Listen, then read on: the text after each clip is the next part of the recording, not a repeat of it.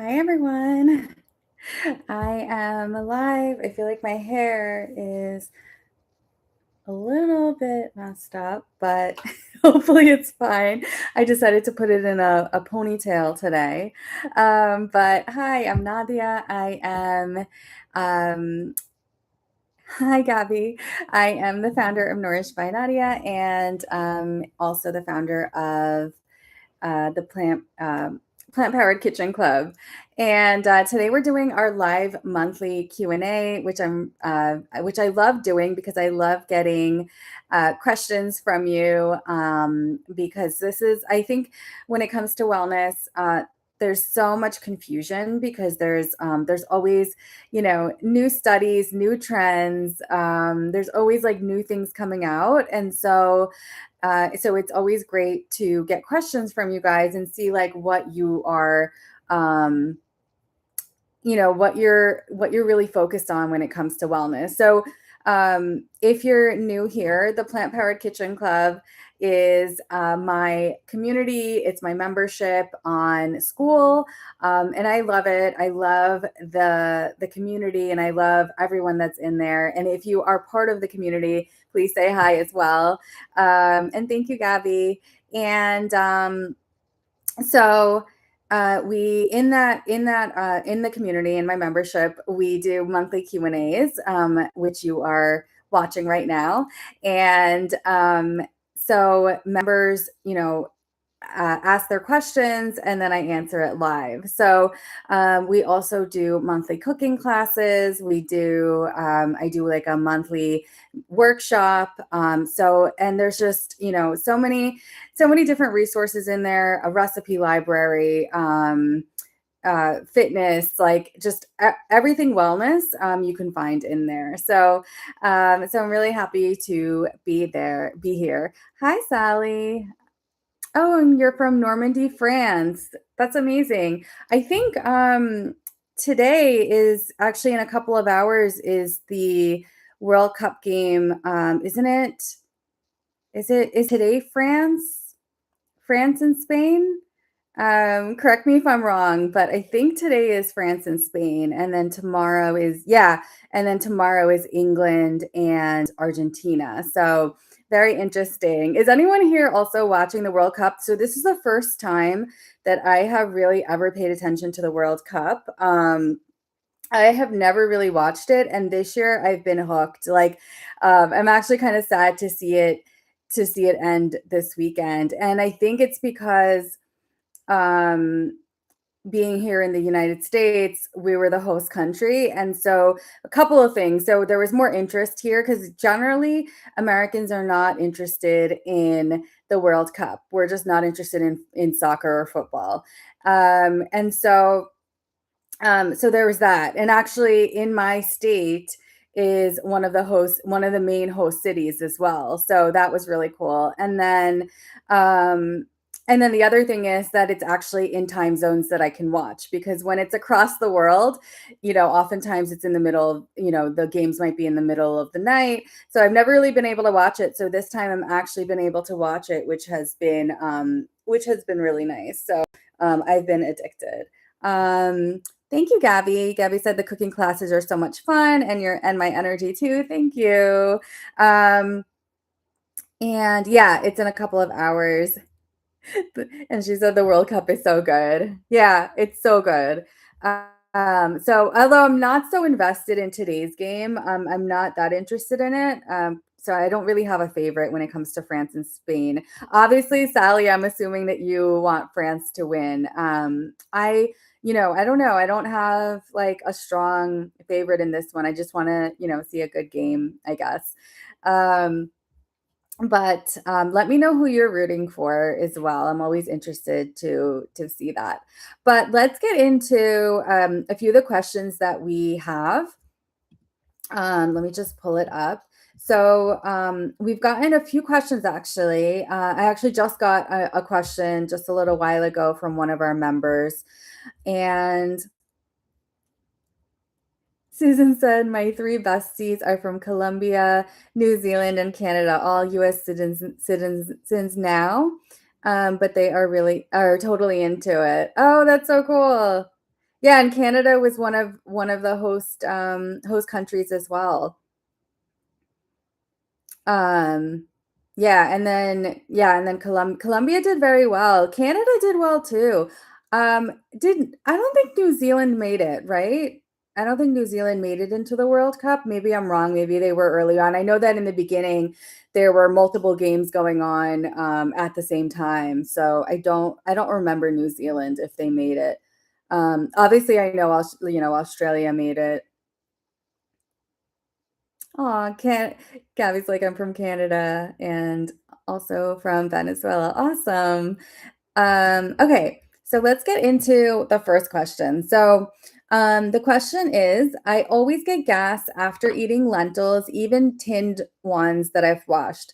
Why doesn't washing help? So, first of all, that is not an embarrassing question. It is actually super common, especially, I think it's something that people tend to be embarrassed about, but it's not embarrassing at all. So I'm glad that you asked because I'm sure this is going to help a lot of people. So the first thing is that washing lentils that are canned or in tins, it rinses off some of the surface starch, but there's something in it called, and I'm going to say this wrong, oligosaccharides that are locked inside of the lentil itself. So even washing it is not necessarily going to help. So even when you're rinsing it off, it is still going to stay there. So a few things that can help, and this is actually true for all legumes, so all beans and lentils. If you add, and this is, usually when I know that you most likely you bought can already cooked lentils, but if you are cooking it additionally a little bit more, I would say add a strip of kombu. um, and you can easily find that. It's a dried item. You can find it. I'm trying to think where in the grocery store you would find it. Probably where you might find like some Japanese products or Asian products. You would find a packet of like a flat packet of kombu, and you would just need a small strip of it. Another thing that you might already have in your pantry are bay leaves, so that also helps. And so if you add one of those things while cooking the lentils or any type of legume, that's actually going to significantly reduce some of the things that cause gas. And so I would say that's one thing that you can do. Um, yeah, so kombu, that's a good question. So kombu, it's Kombu. Um, it is a type of, I believe it's a type of seaweed. And it's basically like flat sheets of seaweed, and they're like dark, like black, dark gray, black, or something like that. So you can definitely find it, like where you would find things like any type of like Japanese, I think Japanese types of foods in like the not the refrigerated section, but like in the pantry section. So that's where you can find it. Yeah, so nori seaweed that would actually work as well. Kombu might work a little bit better, but actually nori seaweed, I would say try that because it is also a type of seaweed. So yes, you can also try that. Um, Another tip for this is adding cumin, fennel, or ginger. And again, like if you're cooking the lentils or any type of legume, just add a bit of cumin, fennel, or ginger, and that's going to help your gut process them more smoothly because these are herbs that will support the gut. Um, Another thing, especially, I would say this is especially for people who are trying to add more plants into their diet. And oftentimes what happens is people often give up because they'll start feeling, um, certain symptoms like gas, and they just kind of give up and say that, it's just not working for them. So start with smaller portions and then let your gut just build up those enzymes over a few weeks. So like if you normally, and this is actually true for all fiber. This is true for all fiber. So if you're on, like let's say that you are on a higher protein, low fiber type of diet, any anytime that you're incorporating more fiber into your diet, just start small and then slowly over time increase the amount that you're having, and then your gut will hopefully adjust pretty quickly over a few weeks. And then so those are all things that you can do. And when it comes to uh, canned lentils or legumes, so rinsing is great. So definitely continue rinsing it and then just simmer them for like 5 to 10 minutes with one of the things that I mentioned before, the kombu, the bay leaf, cumin, fennel, ginger, and then just simmer for 5 to 10 minutes. And it's just, it just takes a few extra minutes, but it can really make a big difference. So hopefully that helps. And then let us know if that helps. So another question, Gabby said, I'd love to know what are some plant-based foods that support estrogen levels. So that's a really great question as well. There's always a lot of misinformation when it comes to foods that support estrogen. So I really like this question. So a few of my favorites. So ground flaxseed, and I highly recommend that you incorporate ground flaxseed into your diet. It is high in omega-3s, and it also is rich in lignans, and that is going to support your estrogen levels. So that's one thing. And I always share this tip when it comes to flaxseed. So I recommend you can get it in seed form or you can get it in ground form. Now, of course, ground flaxseed is a lot easier. And if you do buy ground flaxseed, if you buy it, immediately put it in your freezer because the thing with flaxseed is once it's ground, it actually goes rancid very quickly. So I highly recommend that you just store it in the freezer as soon as you buy it. The better option is if you have a couple of extra minutes, get the flax seeds, like the actual whole seeds, and then grind them yourself, store them in a bag, and put them in the freezer or fridge. So that way, it's not going rancid, and it is basically fresh, and that's what I do.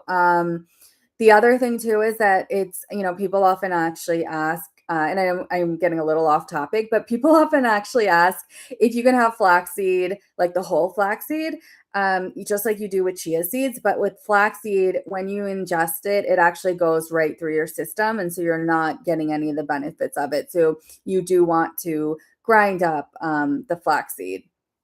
So I hope that that's helpful.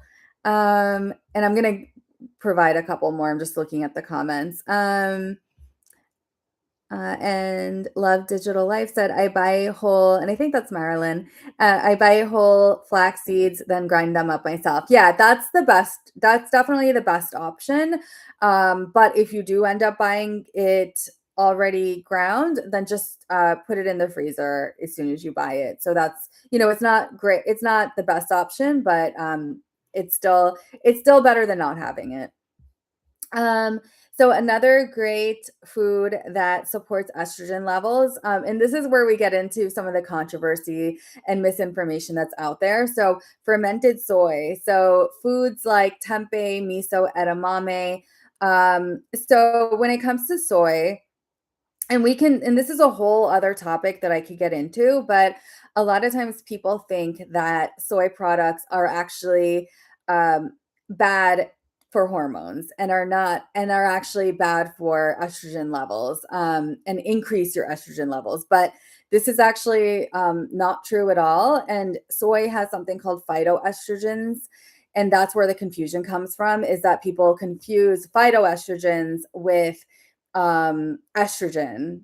And they think that if you're consuming soy products, it's going to increase your estrogen and cause your hormones to be out of balance, and that's not true. So, and that has been debunked, and I can always share more information if you're interested in that, or we can always go more in depth on that. But I just wanted to say that. But a few great options are miso, tempeh, edamame. I actually have some dried edamame here. It's a really great source of protein as well.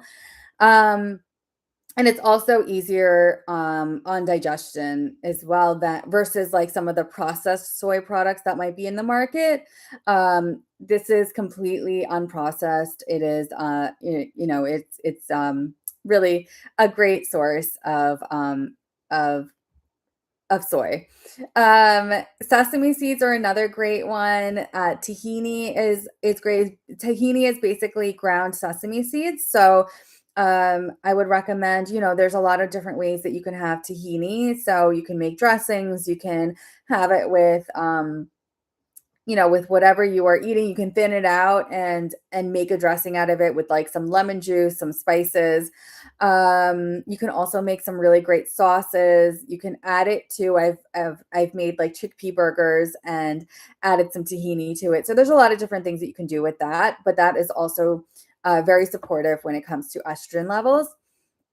There's also so chickpeas and lentils, oats, cruciferous veggies. So things like broccoli, cauliflower, cabbage.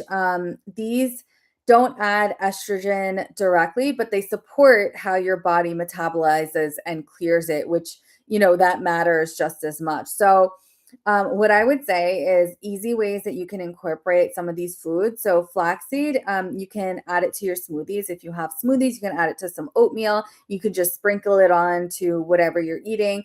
My recommendation, because flaxseed has a number of different benefits, my recommendation is to try to have like 1 to 2 tablespoons a day. It also supports heart health and cholesterol levels. So, and also blood sugar. So, I would say definitely, try to have like 1 to 2 tablespoons a day. And then as for the other products, you can cycle them in as needed throughout the week, because I'm really big on nutrient diversity. And so it's always a good idea to try to get as many different types of plants into your diet. So I hope that helps. I hope that answers your question. Let me just take a look at the comments.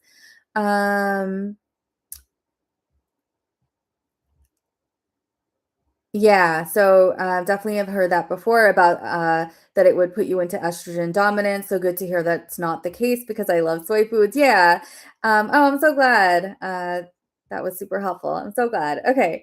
So the third question that we have is so this was a question that I kind of consolidated it. It was a longer question, but basically it said, the person that submitted the question, it was a private DM. Given my menopause, burnout, and digestive liver issues, plus stubborn constipation and a weight plateau, what can help with gut healing, microbiome rebuilding, and liver support? So with this question, obviously, there's a lot of different variables and different things going on, but I'll try to kind of give like a general answer that will hopefully help you and try to get you um, at least a few answers when it comes to this. But I would definitely also recommend, before saying all of this, and actually this is true for everything that I always say, is start small. So if I've mentioned, let's say, 5 things, for example, I mentioned like 5 or 6 different foods for supporting estrogen levels. Just start with one of them. Like, you don't have to overhaul everything and start doing everything, because it's not going to be sustainable. So just start small. And so I wanted to just say that before giving this answer to this question, because there's obviously there's a lot going on. A lot of different things. So first of all, I want to say for the person that submitted this, thank you for sharing. Thank you for sharing this with me. And so, first of all, I want to congratulate you on losing the 10 kilograms. She had said that she actually had lost 10 kilograms of weight last year, and that's huge. That's really, really great. And plateaus are actually super common, especially when your body has kind of just been through burnout. People often say that stress levels can have a huge impact um on on weight, and that might be part of the reason why you might be having that plateau. So at this point you might want to work on some nervous system, have some basically have some nervous system support. And we can get more into that as well, and I'll point you to a couple of resources that are in the membership. But finding things to manage your stress levels might have an impact on the plateau that you're mentioning, because of all of the stress, the burnout. So your body might just be, in that mode of just trying to manage that. So stress levels, I would definitely say, and I know sometimes we can't handle it depending on, there's a lot of things going on in our lives, and so sometimes it's not something that we can that it might be something that's out of our control, but learning to manage that, whether it's through breath work, meditation, and these things don't have to take a long time. It could just be a couple of minutes, but it can make a big difference.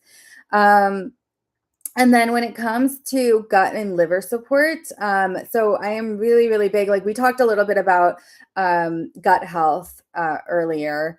So when it came to the lentils, so that same advice actually would actually support your gut here as well. Um, so cruciferous vegetables, so cooked cruciferous vegetables are really, really great when it comes to liver support. So it actually supports the liver detox pathways, and that helps you without taxing your digestion. So I would say, when it comes to supporting your liver, you want to try to have cooked cruciferous vegetables. So broccoli, um, cauliflower, cabbage, foods like that. Also, kale is also cruciferous vegetable. So for now, I would avoid some of the raw cruciferous vegetables, and just give your body some warming ways to eat them, whether it's in soups or stir fries, stews, things like that. Another really supportive food, or a number of foods actually, when it comes to liver support, are bitter foods. So, like their name, so bitter foods do not taste good, but they are really supportive for your liver. And so, the liver naturally detoxes, but these are just things to kind of like help support it, and just help it along a little bit. So things like dandelion. So you can buy dandelion tea, and that doesn't taste terrible. It's not bad. But if you actually and I have some of these dried herbs, and they don't taste good at all. Like for a while, I was supporting my liver by making a tea that had dandelion, burdock root, and there was one more. I think maybe ginger root, but there was another one. And the combination of it did not taste good at all, but I knew that it was helping me support my liver. But they were all bitter foods. They were all called bitters. You can also buy tinctures. So you can buy tinctures of them and just, have like a drop of it on your tongue every day, or whatever the dosage might be on there. So other foods that will support your liver also include arugula, which, some people can tolerate arugula. It is a little bit more bitter compared to other raw foods, or other raw greens, but you can make a salad with it. And I would also recommend, like I said, like maybe just having a little less raw food and a little more cooked food at this moment. So you can saute arugula with other vegetables as well. So another thing that I would recommend is having lemon and warm water before meals. Just have something, or just have warm water. That's going to support your liver as well, and will help stimulate bile flow. And that's really important for both liver support and constipation as well. So for the constipation specifically, I would say ground flaxseed or chia seeds in water. um that's going to help with the constipation, and just overall just increasing your fiber intake, and just also making sure that you're having sufficient water. You want to make sure that you're having, you're not dehydrated, because that's of course going to also impact your symptoms. And then the other thing too is also make sure that you are moving throughout the day, because movement does make a big impact when it comes to constipation as well. So obviously do what you can.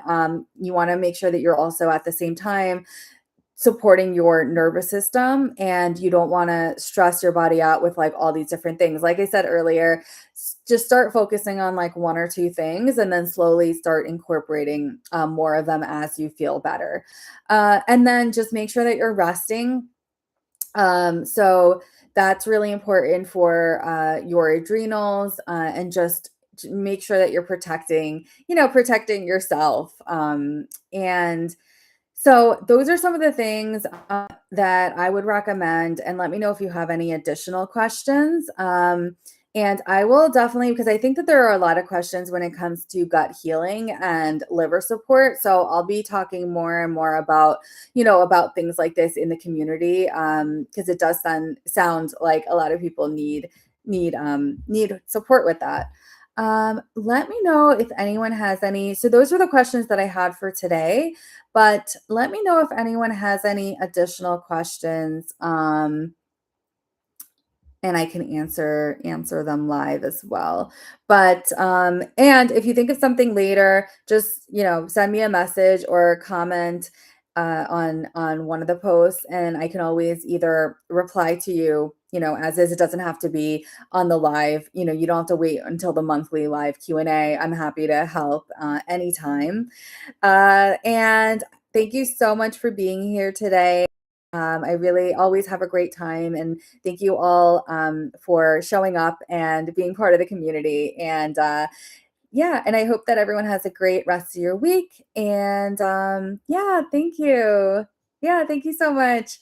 And I will see everyone next week. So next week, actually, we have our is it next week? I think so. Yeah, next week we have our next cooking class. So look out for that. If you have any, I think I actually already picked a couple of recipes. I can't remember right now what they are. But if you are premium, the cooking class is included, and so you can join us live and cook along with us. Interactive. It's interactive. So if you want to cook along, please do, and buy the ingredients in advance. And otherwise, have a great rest of your week, and I will see everyone soon. Bye, everyone. Thanks for joining.